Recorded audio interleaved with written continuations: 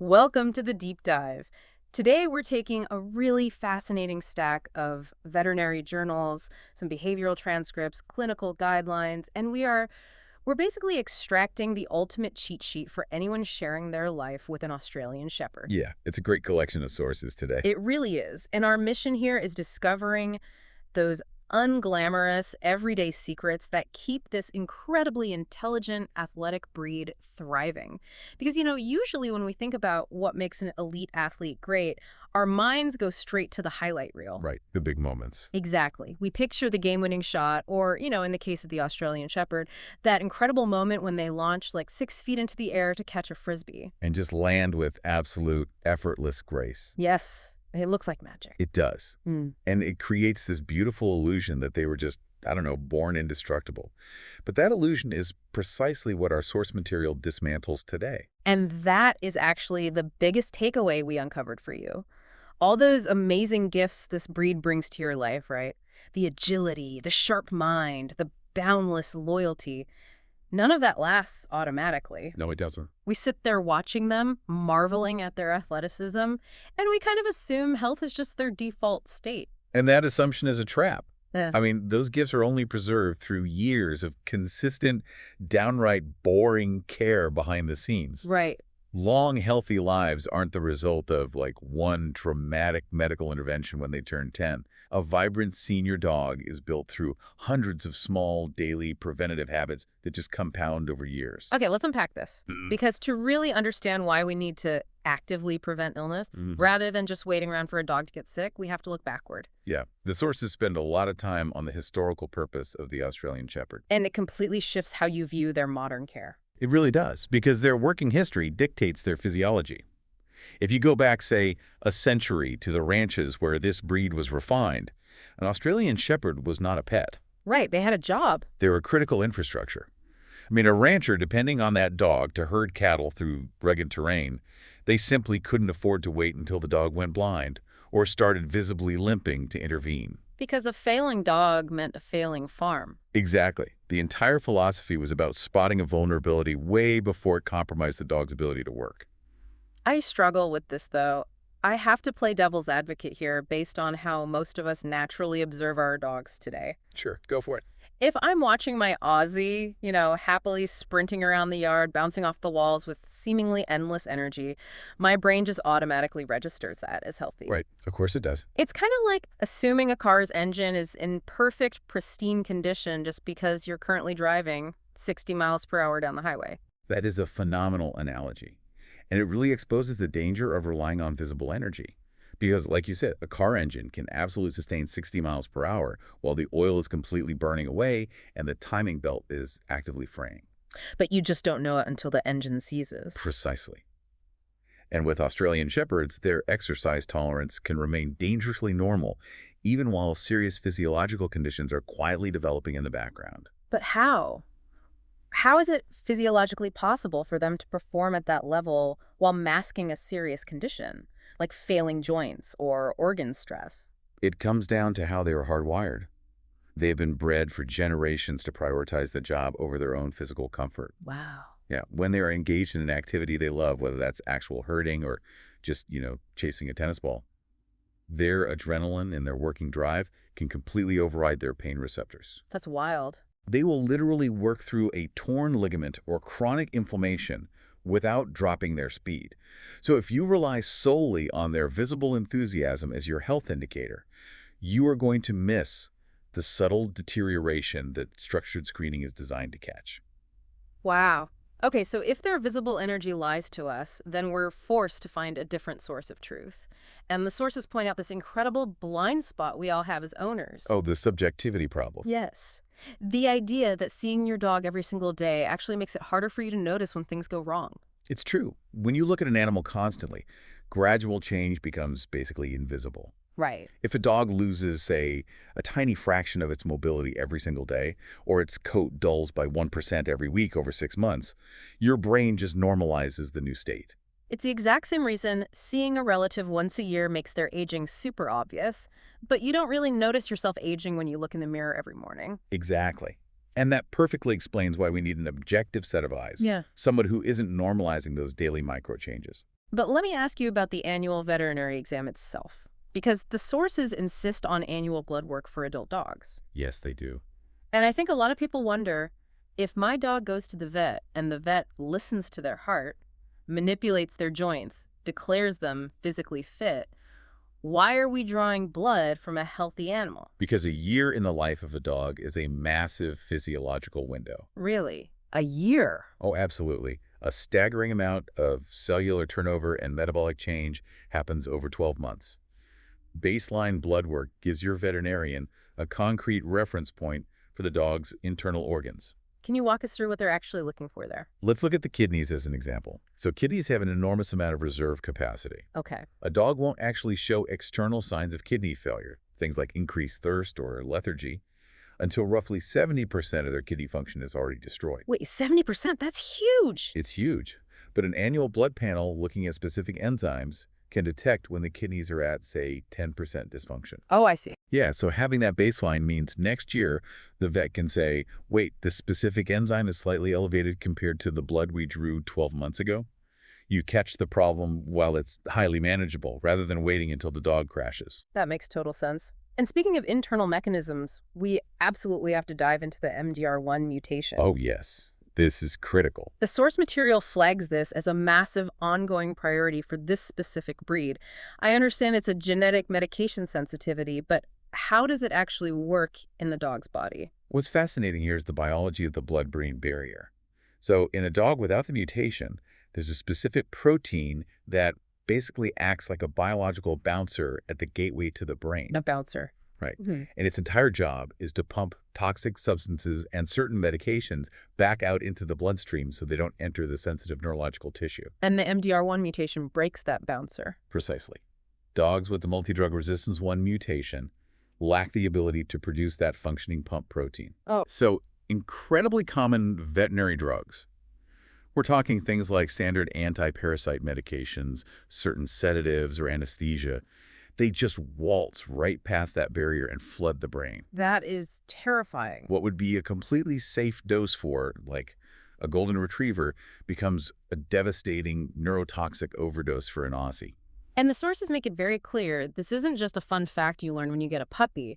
You have to treat it like an active threat at every single medical encounter. Every single one. Especially if you're traveling or, if it's a Sunday night emergency and you're at a clinic where they've never met your dog before. Yeah, because in an emergency scenario, a new vet team is operating in the dark.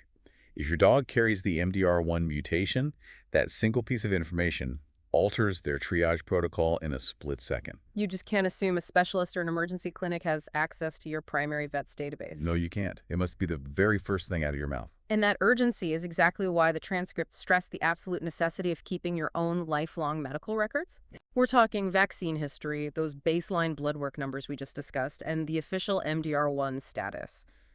They specifically suggest utilizing digital tools like the Vital Pet app to keep this entire history organized and immediately accessible right in your pocket. Which is so smart. Because if your dog is in a crisis at 2 in the morning on a holiday weekend, you do not want to be fumbling through your memory trying to recall what their liver enzymes were 3 years ago. No, you don't. You just unlock your phone, hand it over, and let the medical team get to work. And doing that transforms you from a panicked bystander into a prepared, highly effective partner in your dog's critical care. Okay, so the vet provides that microscopic, objective analysis once a year. But what happens during the massive gap between those visits? Right, the other 364 days. Exactly. And this is where our deep dive gets incredibly practical. The sources outline a strategy of turning daily home maintenance into what they call disguised diagnostics. I love that framework. It forces a complete mindset shift regarding the chores you already do. Walk me through an example of that. Let's analyze grooming. The prevailing myth is that brushing a dog is purely cosmetic. Like, you do it to keep them looking pretty, or to stop those endless tumbleweeds of undercoat from just taking over your living room. Which, with an Aussie's dense double coat, is a legitimate hazard. Oh, absolutely it is. And physically, brushing does prevent matting, which is crucial because tight mats trap moisture against the skin and incubate painful bacterial hotspots. Right. But if we connect this to the bigger picture, brushing is actually a covert, full-body skin examination. I see. If you're brushing your dog multiple times a week, your hands are systematically mapping their entire topography. So you're basically conducting a tactile physical exam without the dog even realizing it's happening. That is the goal. You establish a tactile baseline, and that is how you detect a new fatty tumor, an embedded tick, or a tiny patch of inflamed skin when it's the size of a pea. Rather than discovering it months down the line when it's grown to the size of a golf ball. Exactly. You are performing continuous preventative screening that's just masquerading as coat maintenance. Okay, let's tackle another huge myth from the source material. The pervasive idea that if my dog eats hard kibble and chews on bones, their teeth are being cleaned naturally, so I don't need to worry about dental care. Yeah, this is perhaps one of the most dangerous systemic misunderstandings in canine health. Yeah, right. Chewing kibble does absolutely nothing to prevent bacterial plaque from accumulating under the gum line. And we really need to explain the mechanism here because dental disease is not an isolated cosmetic issue confined to bad breath. It's a whole body vulnerability, isn't it? It is a severe whole body vulnerability. So walk us through that. How do dirty teeth actually threaten the rest of the body? Okay, so when plaque mineralizes into hard tartar, it irritates the gums, causing gingivitis. The gums become inflamed, they get porous, and they're prone to bleeding. Okay. That inflammation creates a direct, unsealed doorway for highly aggressive bacteria from the mouth to enter the dog's bloodstream. Oh, wow. Once it's in the vascular system, that bacteria just circulates and actively searches for places to colonize. It frequently targets the filtering organs, the kidneys, and the liver, and even more alarmingly, the valves of the heart. So ignoring their teeth is passively allowing an infection to attack their heart valves over the course of years. Yes. Neglected dental hygiene is essentially a slow-motion organ failure mechanism. I hear that, and I understand the stakes. But let me be entirely honest on behalf of everyone listening. Go for it. The actual physical reality of wrestling a hyper-intelligent, squirmy Australian shepherd to shove a plastic toothbrush into their mouth sounds like a daily nightmare. It absolutely will be a nightmare if you approach it as a physical wrestling match. You will lose that battle every time. Right. But our behavioral sources offer a brilliant workaround, customized entirely for this breed's psychology. Yes, the concept of the rewarded moment of stillness. I loved this part of the transcript. Because Aussies are so deeply responsive to positive reinforcement and clear jobs, you can actually hack their working drive. Exactly. You turn hygiene into a highly structured meditation. How do the sources suggest initiating that process, though, for an owner who has just never done it? Well, you start incredibly small. You don't even use a brush at first. You just use your finger with a tiny bit of dog-safe toothpaste. Okay. You ask them to sit and stay. Yeah. You touch their teeth for literally 3 seconds. Then you stop, and you immediately reward them with a high-value treat. Ah, so you're teaching them that holding perfectly still while you manipulate their mouth is a job they can win? Exactly. And over weeks, you extend the time, and you introduce the soft brush. You're playing perfectly into their desire for routine and clear expectations. You're using their innate need for a task to accomplish modern preventative medicine. It's incredibly elegant. It really is. Now, that disguised diagnostic approach works perfectly when they're just resting on the living room rug, but you have a totally different set of environmental hazards to check for the minute they step off a hiking trail. Oh, definitely. Aussies are meant to be out plunging headfirst into rough terrain. But when you get back to the car, the job isn't over. The after-adventure routine is critical. It is mandatory, and that routine must start from the ground up, beginning with the paws. What are we looking for there? You're checking for cracked pads or cuts from sharp rocks, but the most insidious threat you're looking for is trapped debris. Yes. The sources highlight one specific environmental hazard here that genuinely terrified me.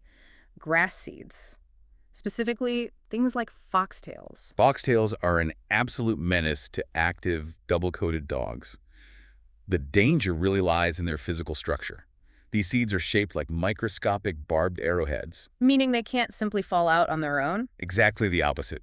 Because of those rear-facing barbs, once a foxtail gets caught in the fur between the toes or inside the ear canal, it only travels in one direction, inward. With every step the dog takes, the mechanical friction drives the seed deeper. They can pierce the skin, migrate through muscle tissue, and even travel into the chest cavity. Are you serious? Yeah, causing horrific, migrating infections that are incredibly difficult for a surgeon to track down and remove. A meticulous paw check after every single hike prevents a massive surgical intervention later. That's intense. And while we're staring at their paws, we have to talk about nail length. The transcripts state that if you hear your dog's nails clicking on the hardwood floor, they are too long. Way too long. And they point out that this isn't just an auditory annoyance, it physically alters the dog's gait. It is a matter of pure biomechanics. Think about the skeletal geometry of the dog's foot. When a dog walks, the soft pad should bear the weight. Okay. But if the nail is overgrown, the hard nail strikes the floor before the pad does. The kinetic force of that strike pushes the dog's toe upward and backward. Wait, let's pause on that. You're saying that the sound of clicking on the floor isn't just a noise. It is the literal sound of a dog's skeletal geometry being forced out of alignment with every single step. That is exactly what is happening. That upward pressure on the toe flattens the foot. That unnatural angle changes the stress on the carpus, or the wrist. And then it just travels up the leg. Exactly. The wrist compensates, which alters the angle of the elbow, which then changes how the shoulder bears weight. Over months and years, that tiny structural shift grinds away the cartilage, causing chronic joint pain, arthritis, and a massive loss of mobility. Oh. Keeping those nails meticulously trimmed isn't a pedicure.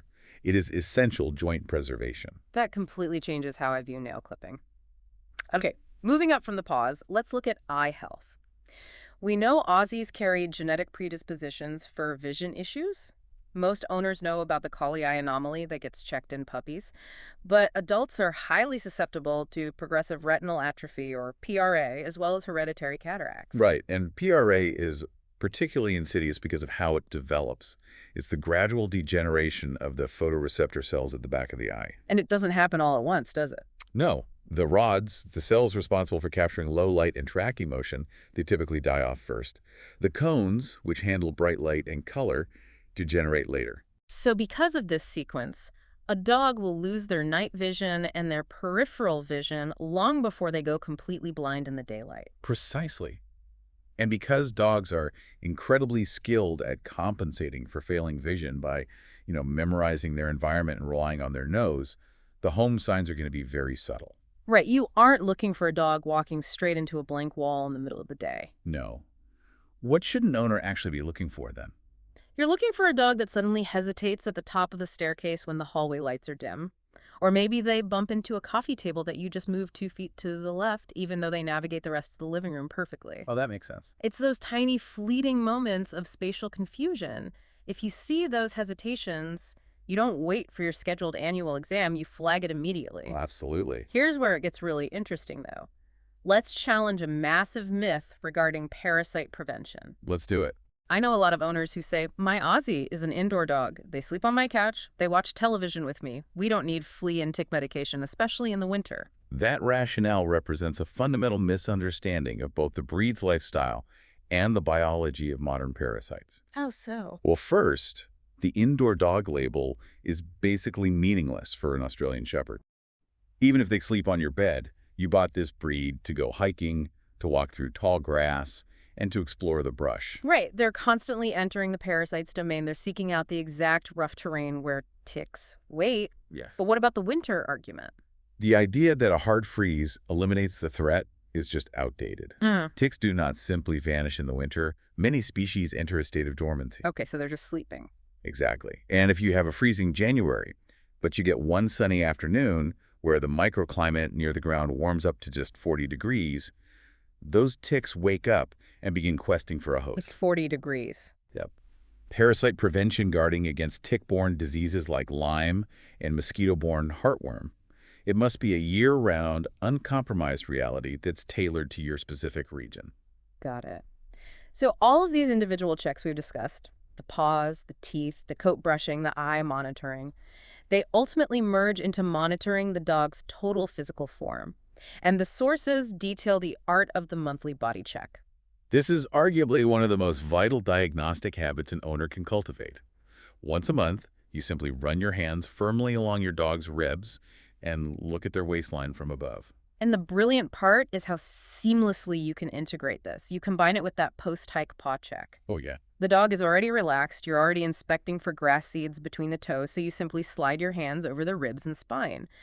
But what exactly are we feeling for? Obviously, we're trying to catch fat accumulation before it shows up as extra pounds on the vet scale. Right, but the sources mentioned something far more surprising to look out for. Muscle thinning. Yeah, this was interesting. Localized muscle atrophy. Australian Shepherds possess a very specific lean, athletic build. Right. So if you're conducting your monthly check and you notice the fat layer feels identical, but the muscle mass along one side of their spine or down one of their hind legs feels visibly thinner or less defined, that is a blaring red flag. But why would a highly active dog suddenly lose muscle mass in one specific area? Muscle thins when it isn't being used. If a dog is subtly shifting their weight to avoid chronic pain in a specific joint, perhaps early arthritis or a micro tear in a ligament, Yeah. they stop engaging the muscle surrounding that joint. And the muscle just wastes away from disuse. Exactly. Catching that asymmetry is an early warning system for hidden pain. Which ties perfectly into monitoring their overall endurance. You have to know your dog's individual normal. You really do. If your Aussie usually crushes a demanding 5-mile hike with a massive grin, and suddenly they're tiring partway through or excessively panting or lagging behind you on the trail, you just cannot dismiss that. No, you cannot chalk that up to them simply having an off day. A sudden, unexplained drop in endurance in a working breed is almost always physiological. It is the canary in the coal mine for heart issues, respiratory distress, or systemic hidden pain. So what does this all mean? When you step back and look at the totality of this deep dive, it means these mundane daily habits fundamentally rewrite your relationship with your veterinarian. They do. Instead of showing up once a year, crossing your fingers and hoping the doctor doesn't find anything catastrophic, you're arriving as an empowered, equal partner in your dog's health. I love that. You're walking into that clinic armed with documented data on their gait, their appetite, their muscle condition, their endurance levels, and their MDR1 status. Because the veterinarian brings the clinical expertise, where you are the foremost, unquestioned expert in your specific dog's baseline. Absolutely. When you merge your documented daily observations with their advanced testing, the standard of medical care your dog receives elevates astronomically. That is such a powerful way to frame the responsibility of ownership.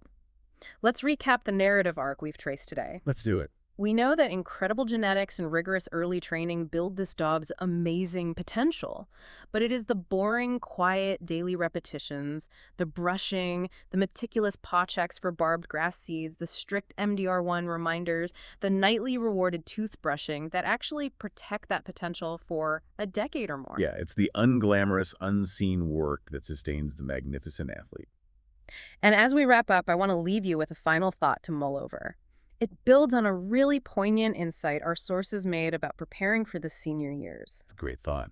As you meticulously practice these preventive habits, week after week, year after year, consider how the definition of a perfect day with your Australian Shepherd is inevitably going to evolve. Right. Right now, today, a perfect day might be a demanding, high-adrenaline 10-mile hike up a mountain trail. But in their senior years, perhaps the ultimate reward for all this unglamorous prevention isn't about running the fastest or jumping the highest to catch a frisbee. No, it shifts. Maybe the real profound reward is granting them the physical comfort and the cognitive clarity to simply sit peacefully by your side on the porch, entirely pain-free, completely enjoying the bond you've spent a lifetime building. All that boring daily care makes that peaceful ending possible. Well said. And as always, please remember that this deep dive is for educational purposes only. If you are ever concerned about your dog's health or behavior, always consult your local veterinarian. Because armed with your observations, they can do incredible things. Keep an eye on those subtle changes, keep those records updated on your phone, and we will catch you on the next deep dive.